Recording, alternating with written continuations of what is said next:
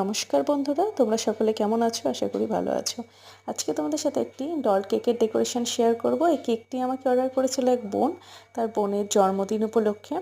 তো বোনটি আমাকে বেশ কয়েকটি ছবি পাঠাতে বলেছিল, তো আমি পাঠাই। তো সে এরকমই একটি ছবি সিলেক্ট করে।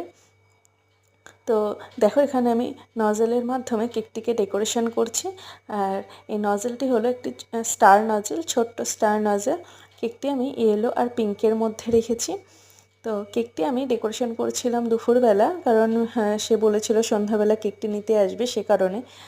তোমরা যদি এরকম আরও সুন্দর সুন্দর কেকের ভিডিও দেখতে চাও, তাহলে কিন্তু আমার চ্যানেলটিকে অবশ্যই সাবস্ক্রাইব করতে হবে।